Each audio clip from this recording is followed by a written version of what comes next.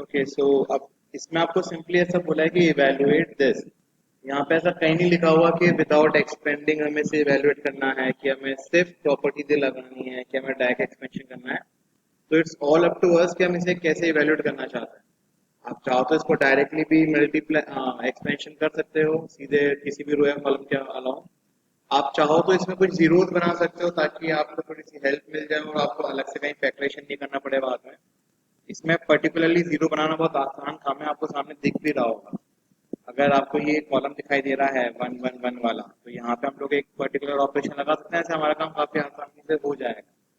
कैसे, ध्यान से ऑब्जर्व करना। जैसे मान लो यहाँ पे अपने लिख दिया C1 tends to C1 minus C2, और अपने साथ में एक और ऑपरेशन लगा दिया that C2 tends to C2 minus C3। आप चाहो तो इसको रिवर्स में भी कर सकते हो, मतलब किसी भी एक कॉलम में से हमने दूसरा कॉलम, सॉरी, हमें रो का ऑपरेशन लगाना है ना, किसी भी एक रो में से हमें दूसरी रो को माइनस करना है ना।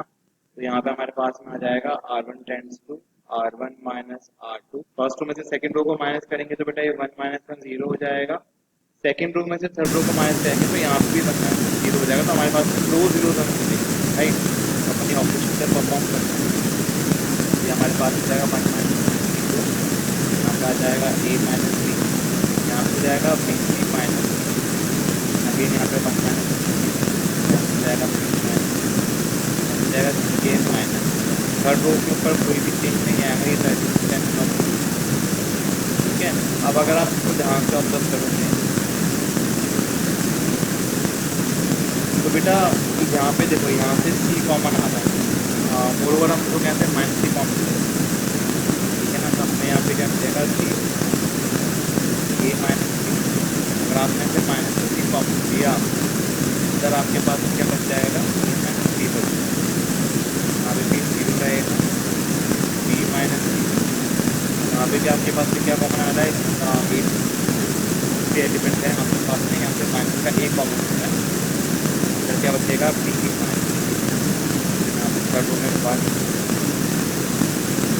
अभी भी एक्सपेंशन करने की बजाय हम लोग देख सकते हैं कि R1 में से A माइनस सी कॉमन आ रहा है और R2 में से B माइनस सी कॉमन आ रहा है।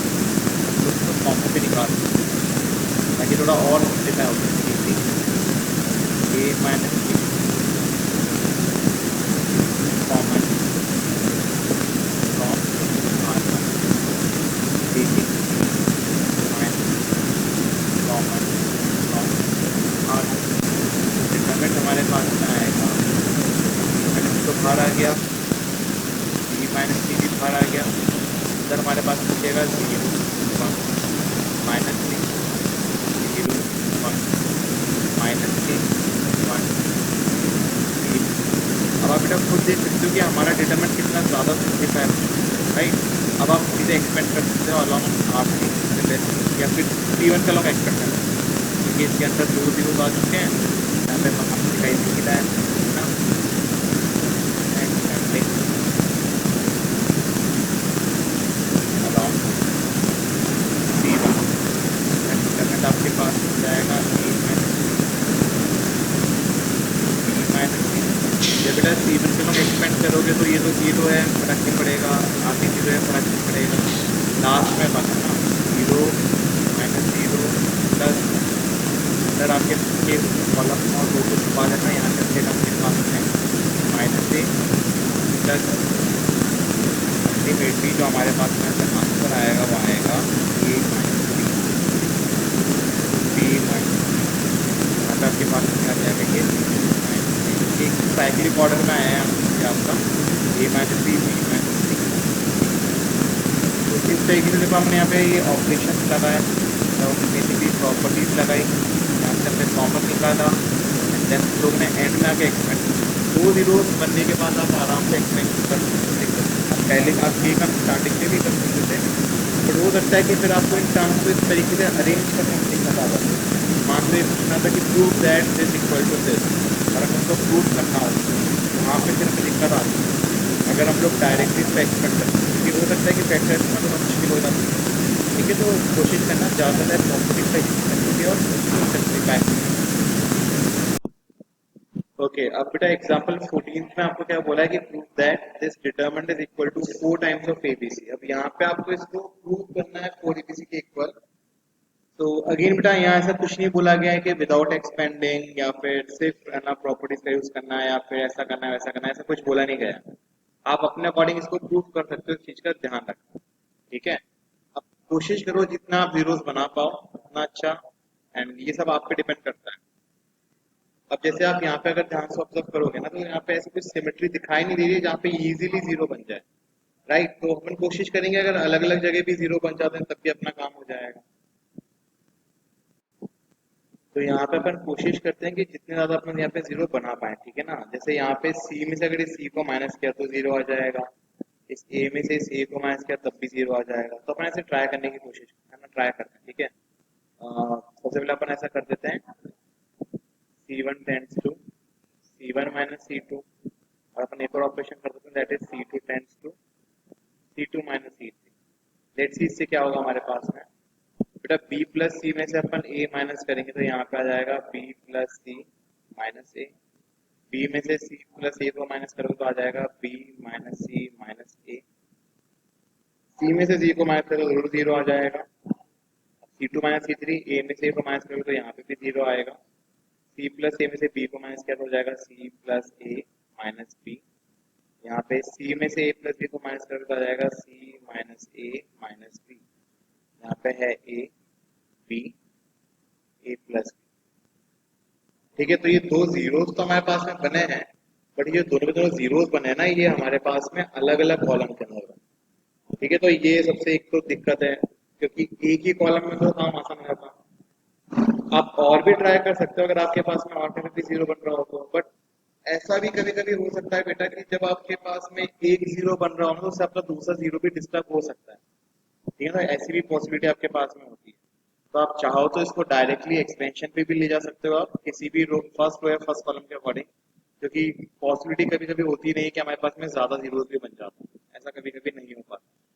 ठीक है ना, आप चाहो तो यहाँ पे R2 के अंदर R3 को ऐड कर सकते हो, आपका A से A कैंसिल आउट हो जाएगा, B से भी तो कैंसिल आउट नहीं होगा, बट जीरो तो कहीं पे भी नहीं बनेगा अभी भी, है ना। तो आप चाहो तो उसको डायरेक्टली एक्सपेंड भी कर दो। ट्राई करते हैं कि डायरेक्टली एक्सपेंड करने पे आंसर इजी होगा कि हार्ड होगा, अभी आपके सामने आ जाएगा। ठीक है, मैं सिंपली R1 कलम इसको एक्सपेंड कर रहा हूँ, expand along R1। First term आपकी क्या है यहाँ पे b प्लस सी माइनस ए, इसको ब्रैकेट में रखना है ना, क्योंकि जब हम इसको डिस्ट्रीब्यूटिव प्रॉपर्टी लगाएंगे तो दिक्कत आएगी। यहाँ पे क्या होगा बेटा, ये a प्लस बी से मल्टीप्लाई हो जाएगा c plus A minus B से, यहाँ पे हो जाएगा ये a plus B into C plus A minus B. और डोंट वरी, ये थोड़ा सिंप्लीफाई हो जाएगा, इसमें टर्म ज्यादा से ज्यादा कैंसिल आउट होने वाली हैं। अभी आपके सामने हो जाएगा कैसे। माइनस बी को इससे मल्टीप्लाई करेंगे तो यहाँ पे क्या आएगा, माइनस बी सी प्लस का ए बी और प्लस का बी स्क्वायर। मैंने डायरेक्टली इसको ओपन भी कर दिया है। फिर यहाँ पे सेकंड वाली टर्म जीरो है तो इसको तो सीधे अपन जीरो ही लिख देते हैं, माइनस जीरो। फिर है प्लस का ए, जब ए के अलोंग आप एक्सपेंड करोगे तो इसकी कॉलम रो छुप जाएगा, सी माइनस ए माइनस बी को मल्टीप्लाई करेंगे इससे, सेकंड टर्म तो जीरो हो जाएगी क्योंकि जीरो से मल्टीप्लाई होगा। तो ultimately we will be left with B minus C minus A to C minus A minus B. अब देखना कैसे यहाँ पे सारी की सारी टर्म्स आपकी कैंसिल आउट होने वाली हैं जल्दी। यहाँ पे तो b प्लस सी माइनस ए रहेगा, ब्रैकेट a प्लस बी को जब इससे मल्टीप्लाई करोगे तो पहले a को मल्टीप्लाई करते हैं, यहाँ पे क्या आएगा A C plus A square minus A B आएगा plus B C plus A B minus B square. आपको दिखाई दे रहा होगा कि टर्म्स कितनी ज्यादा कैंसिल आउट हो रही हैं ऑलरेडी, प्लस बी स्क्वायर। यहाँ पे प्लस का ए रहेगा और ये दोनों ब्रैकेट्स आपके मल्टीप्लाई होंगे ना, तो बी इनको भी अपन डिस्ट्रीब्यूटिव प्रॉपर्टीज ओपन कर देते हैं। बी इंटू सी हो जाएगा यहाँ पे B C minus A B minus B square minus C square plus A C plus B C. यहाँ पे आ जाएगा आपके पास माइनस का ए सी प्लस का ए स्क्वायर एंड देन आपके पास में आ जाएगा प्लस का ए। चेक करते हैं, जैसे यहाँ पे आपके पास में माइनस के बी स्क्वायर से प्लस का बी स्क्वायर कैंसिल आउट हो रहा है, माइनस ए बी से plus A B cancel out हो रहा है, प्लस बी सी से माइनस बी सी भी कैंसिल आउट हो रहा है। तो आप यहाँ इजीली ऑब्जर्व कर सकते हो कितनी कितनी चीजें यहाँ पे कैंसिल आउट हो रही है। अब इस तरफ देखते हैं क्या क्या कैंसिल आउट हो रहा है। हमारे पास में यहाँ पे माइनस ए बी से प्लस ए बी जा रहा है। यहाँ पे हमारे पास में प्लस ए सी से माइनस का ए सी भी कैंसिल आउट हो रहा है। तो आप देख सकते हो आपकी अपनी काफी चीजें कैंसिल आउट हो चुकी हैं। अब देखते हैं हम हमारे पास में क्या क्या बचा हुआ है ना, इसको ध्यान से ऑब्जर्व करना। यहाँ हमारे पास में क्या बचा था, B plus C minus A, B plus C minus ए, और यहाँ ब्रैकेट में हमारे पास में बस क्या बचा है, A C plus A square plus A B. अभी ये भी बहुत सी चीजें कैंसिल आउट होंगे ना, चिंता मत करना। A C plus A square plus A B, right. And यहाँ पे हमारे पास में क्या बचा, प्लस ए, एंड यहाँ ब्रैकेट में बचेगा हमारे पास में B C plus B C, तो हो जाएगा टू बी सी,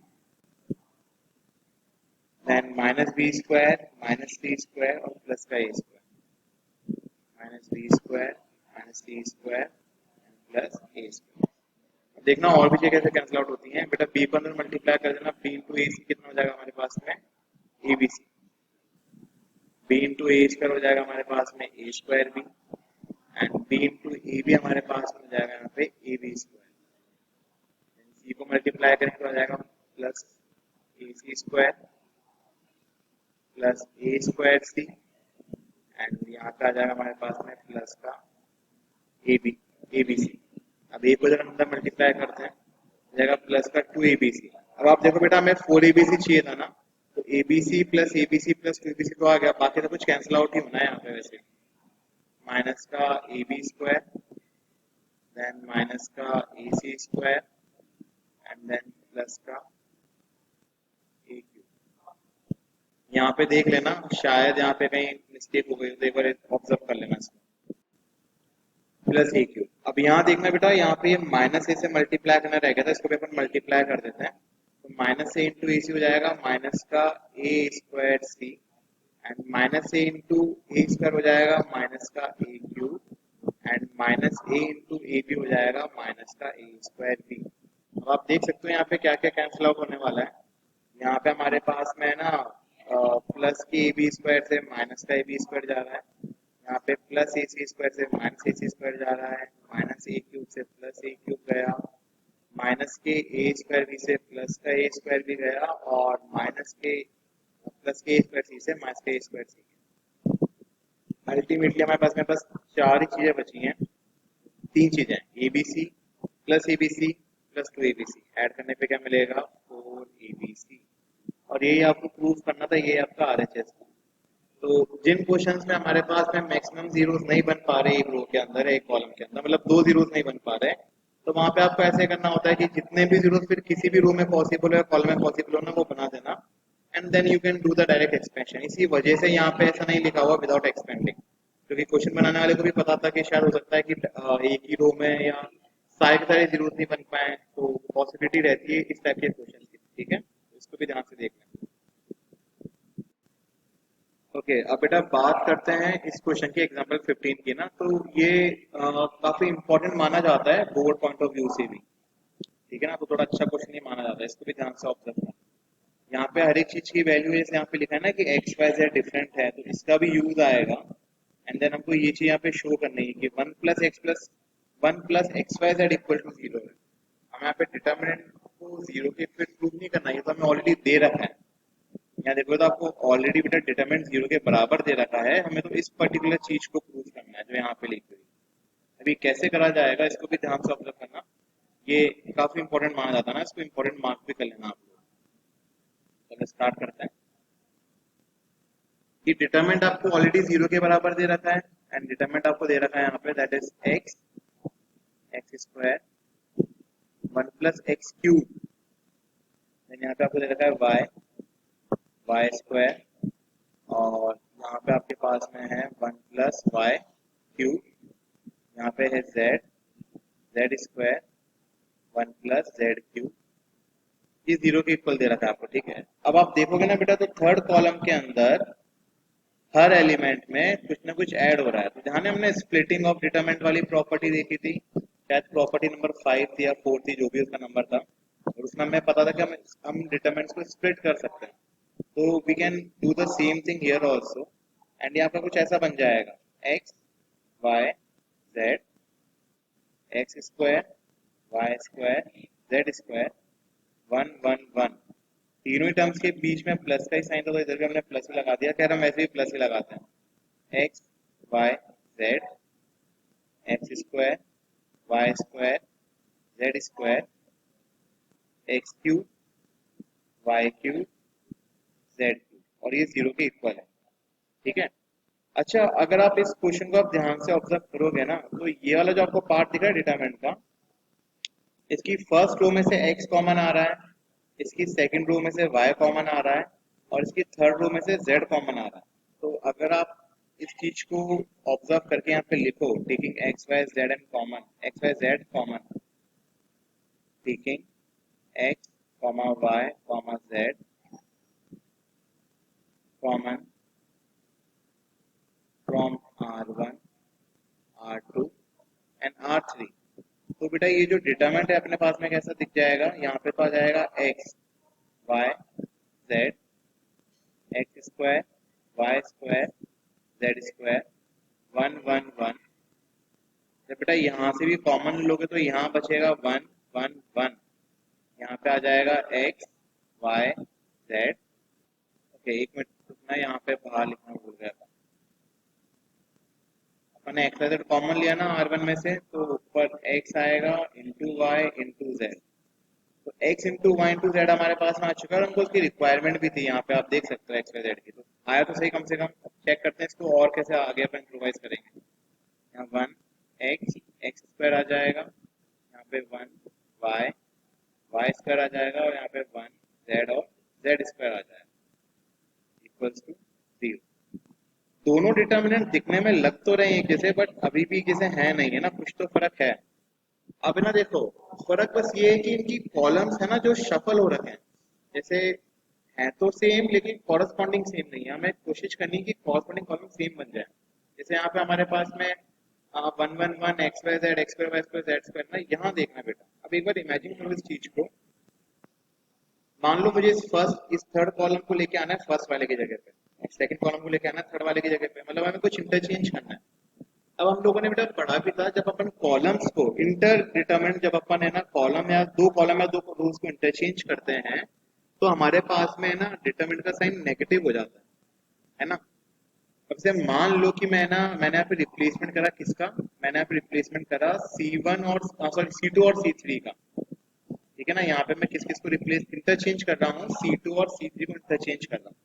तो मैंने यहाँ पे ऑपरेशन लगा दिया, C2 is interchange with C3।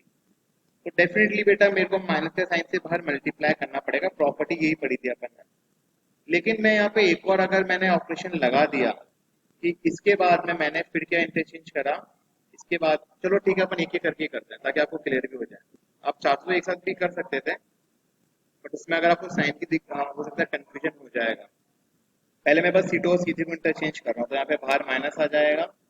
C1 पे कुछ भी फर्क नहीं पड़ने वाला, एक्स वाई जेड ही रहेगा। यहाँ पे 1 1 1 हो जाएगा, यहाँ हो जाएगा X square Y square Z square, right, plus x Y Z.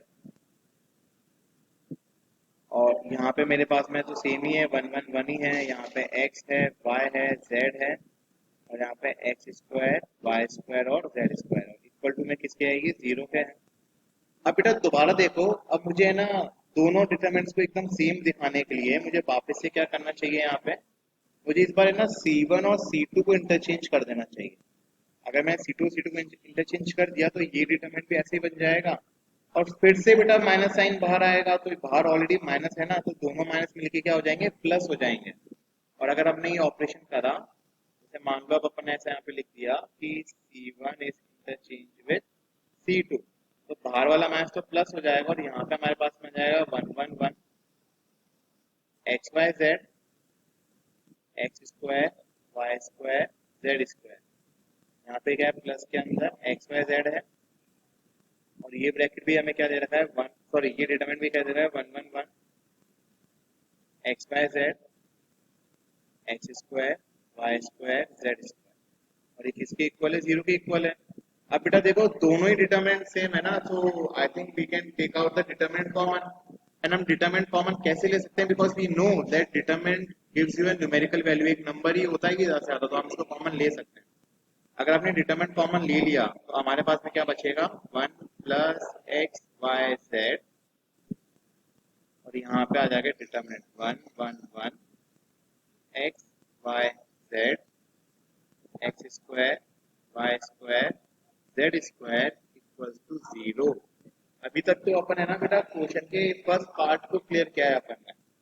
अभी तो अपन वो चीज यहाँ पे लेके आए हैं जिसकी हमें जरूरत पड़ेगी कुछ ना कुछ प्रूव करने के लिए क्वेश्चन के अकॉर्डिंग। अब जाके हमारा डिटरमिनेंट को इवैल्यूएशन वाला काम स्टार्ट होने वाला है। वो भी कैसे होगा उसको भी ध्यान से देखना। इस बाहर वाली चीज पे तो कुछ इम्पैक्ट पड़ना ही नहीं चाहिए, जो भी इम्पैक्ट पड़ेगा यहाँ पड़ेगा, है ना। हमें यहाँ पे 3 1 दिखाई दे रहे हैं। हमने अभी थोड़ी देर पहले से क्वेश्चन भी देखा था, अगर आपको याद हो तो देख सकते हैं आप। हमने यहाँ पे भी हमें 3 3 1 दिखाई दे, तो हमने इस टाइप के ऑपरेशन करे थे ना, तो यही चीज हम लोग आगे भी करने वाले हैं। यहाँ पे भी अपन बेटा क्या ऑपरेशन करेंगे, R1 tends to R1 minus R2 and R2 tends to R2 minus R3। ऐसा करने से क्या होगा हमारे पास में, चेक करना। One plus x Y Z पे तो कोई दिक्कत आएगी नहीं, सेम रहेगा। यहाँ पे हो जाएगा जीरो, एक्स माइनस वाई, बेटा यहाँ पे X square minus Y square हो जाएगा ना, और X square minus Y square का हम डायरेक्टली आइडेंटिटी लगा सकते हैं, X minus Y into X plus Y, A square minus B square की हम सीधा आइडेंटिटी लगा सकते हैं। तो ये हो जाएगा यहाँ पे X minus Y into X plus Y, इसको भी ब्रैकेट में ले लेते हैं। एंड यहाँ पे भी वन माइनस वन जीरो हो जाएगा। यहाँ पे हमारे पास में आ जाएगा वाई माइनस जेड। अगर बेटा यहाँ पे भी क्या होगा, Y square minus Z square, उसको हम लिख सकते हैं Y minus Z to Y plus Z. Third row पे कुछ चेंज नहीं होने वाला, वन जेड जेड स्क्वायर ही रहेगा। एंड इक्वल टू में क्या है, ये सब कुछ जीरो है। अब आप फिर देखो बेटा, आपकी रो वन में से एक्स माइनस वाई कॉमन आ रहा है, रो टू में से वाई माइनस जेड कॉमन आ रहा है, तो उसको अपन बाहर ले लेते हैं। तो ये one plus x into Y into Z तो यहाँ पे है ही है। यहाँ पे हो जाएगा हमारे पास में X minus Y to Y minus Z. देखो डेफिनेटली बेटा हमारा थर्ड ब्रैकेट है ना जेड माइनस एक्स ही आने वाला है, क्योंकि ये जो आपको इधर क्वेश्चन दिखाई दे रहा है डिटरमिनेंट वाला, ये एग्जैक्टली रेप्लिका है इस चीज का। ये एग्जैक्टली बेटा इसी का ही रेप्लिका यहाँ पे बनेगा आपके पास में, देख लेना भले कैसे। यहाँ हमारे पास में क्या बचेगा, zero one X plus Y, zero one Y plus Z, यहाँ पे आएगा one Z Z square equals to zero. अब अपन बेटा इस डिटरमिनेंट को इवेल्युएट कर देते हैं, एक्सपेंड कर देते हैं C1 के अलोंग। जब आप इसको C1 के अलोंग एक्सपेंड करोगे तो यहाँ तो आपके पास में one plus x into Y into z रहेगा ही रहेगा। यहाँ आपके पास में एक्स माइनस वाई आ जाएगा, यहाँ पे वाई माइनस जेड हो जाएगा। अगेन जीरो जीरो ही है, तो मैं डायरेक्टली वन के साथ में इसको एक्सपेंड कर रहा हूँ। इसकी हमने यहाँ पे रो और कॉलम छुपा दिया। क्या बचेगा आपके पास में, y plus z minus x minus y equals to zero. आप देख सकते हो बेटा यहाँ भी आपका वाई से वाई उड़ गया, बचा क्या जेड माइनस एक्स, जो मैंने अभी थोड़ी देर पहले आपको कहा था बचने भी वाला है। तो we are left with one plus x Y z into x minus Y into y minus z into z minus x equals to zero. अब यहाँ से हमारे क्वेश्चन का थर्ड पार्ट स्टार्ट होगा, देखना कैसे। हमें अच्छे से बेटा दे रखा है, हमें कुछ कंडीशंस दे रखी है ना, वो क्या दे रखी है भी आपको पता पड़ने वाली है। हमारे पास में ये आया था ना result, that one plus x Y z into x minus Y to Y minus z into z minus x zero के बराबर है। अब बेटा देखो जब आप लोग फैक्टराइजेशन पढ़ते हो, यहाँ पे हमारे पास में चार फैक्टर्स हैं जिनका प्रोडक्ट जीरो के बराबर है। तो यहाँ पे हमारे पास में क्या क्या पॉसिबिलिटी बन सकती है, सबसे पहली पॉसिबिलिटी मैं यहाँ से लेता हूँ। हमारे पास में बन सकती है कि x माइनस वाई जीरो के बराबर हो जाए, बट वहां से हमारे पास में x किसके बराबर आ जाएगा, y के। हो सकता है हमारा y माइनस जेड जीरो के बराबर हो जाए, वहां से हमारा y किसके बराबर आ जाएगा, z के। या हो सकता है हमारा z माइनस एक्स जीरो के बराबर हो जाए, वहां से z किसके बराबर आ जाएगा, x के। तो इन तीनों रिजल्ट्स को अगर आप ध्यान से देखोगे तो हमारे पास में यहाँ पे क्या बन रहा है कि x equal to y equal to z हो जाएगा। पहला रिजल्ट तो हमारे पास में ये आएगा, या फिर हम क्या कह सकते हैं 1 + x into Y into z 0 के बराबर हो जाए। दूसरा रिजल्ट हमारे पास में ये आएगा। अब ये रिजल्ट सही है कि ये रिजल्ट सही है हमें नहीं पता हाल फिलहाल को, लेकिन हमें प्रूव ये वाला रिजल्ट करना है। अब अपन इस रिजल्ट को ध्यान से ऑब्जर्व करते हैं। बेटा यहाँ पे एक्स वाई और जेड तीनों बराबर आ गए हैं, लेकिन हमें क्वेश्चन में बोल रखा है पहले ही कि एक्स वाई जेड कैसे हैं, डिफरेंट हैं। तो जो नंबर्स डिफरेंट हैं वो बराबर नहीं आ सकते। ठीक है, तो अब हम इस फैक्ट का यूज करेंगे यहाँ पे, but x y and z are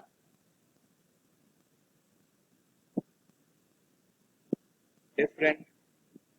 तो अगर ये डिफरेंट है तो इधर हमें कहना पड़ेगा therefore x should not be equal to y should not be equal to z। तो मतलब ये चीज तो गलत साबित हो गई। अल्टीमेटली हमारे पास में रीजन आंसर क्या आ गया, हेंस, क्योंकि चारों ब्रैकेट्स का मल्टीप्लिकेशन है तो जीरो के बराबर, तो ये बस जो एक ब्रैकेट दिख रहा है ना यही एक्चुअली में जीरो के बराबर होगा। Hence 1 + x y z is equal to 0। इसलिए ये क्वेश्चन बेटा काफी इंपॉर्टेंट माना जाता है। आप खुद भी ऑब्जर्व कर सकते हो इसको आराम से। हमने स्टार्टिंग में क्या करा ना, इसको अरेंज करा ताकि हम कैसे भी 1 + x y z का फैक्टर लेके आ जाए, तो वो हम लेके आ गए, है ना। हमने प्रॉपर्टीज का यूज करा, उसके बाद में हमने एक्सपेंशन करा इसका, सॉरी उसके बाद में हमने जीरोस बनाए, जीरोस बनाने के बाद में हमने एक्सपेंशन करा और हमारे पास में ये फैक्टर्स निकल के आए। फिर हमने इन फैक्टर्स को क्वेश्चन से रिलेट करके अल्टीमेट रिजल्ट तक पहुंचने की कोशिश की। ठीक है।